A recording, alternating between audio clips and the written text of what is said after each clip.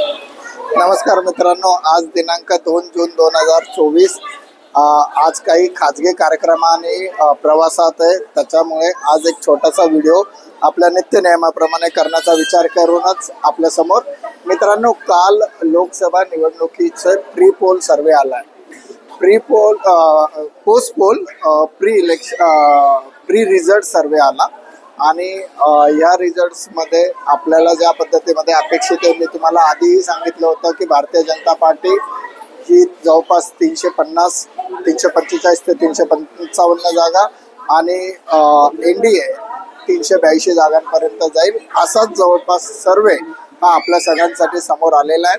मित्रांनो, या अनुषंगाने शेअर बाजारात काय प्रभाव होणार, तर जे लोक मागच्या काही दिवसापासून मागे लागलेत बोलतायत की शेअर बाजारामध्ये अचानकपणे खूप मोठी उसळी येणार.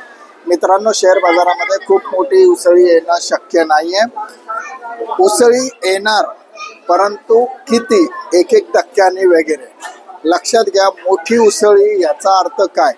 ज्यावेळेस आपण इन टर्म्स ऑफ पर्सेंटेज बोलतो, आपण जेव्हा शेअर्सचं कॅल्क्युलेशन्स करतो, तुमच्या पोर्टफोलिओचं कॅल्क्युलेशन्स करतो, तर ते पोर्टफोलिओचं कॅल्क्युलेशन हे एका सर्टन पेस ऑफ टाईम नंतर ॲप्रिशिएट होत असतो.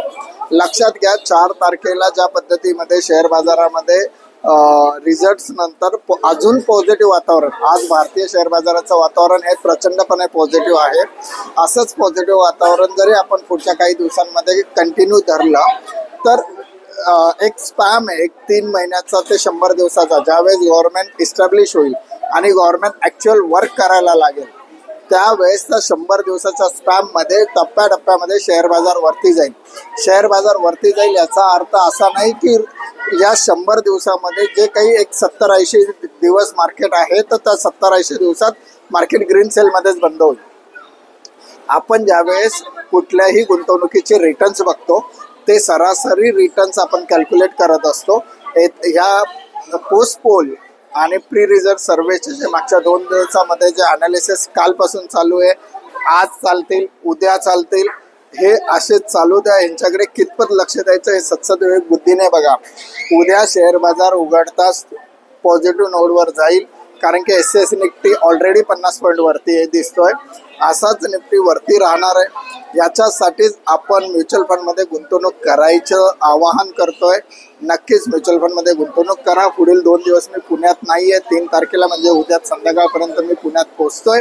तोपर्यंत असंच काही अपडेट माहिती आली तर मी उद्याच्या व्हिडिओमध्ये नक्की सांगेल. तुम्हाला काही प्रश्न असतील तर मला सांगा. आज इथंच थांबतो. स्वाभिमानाने बोलूया. मी मध्यमवर्गीय. नमस्कार. जय हिंद, जय महाराष्ट्र.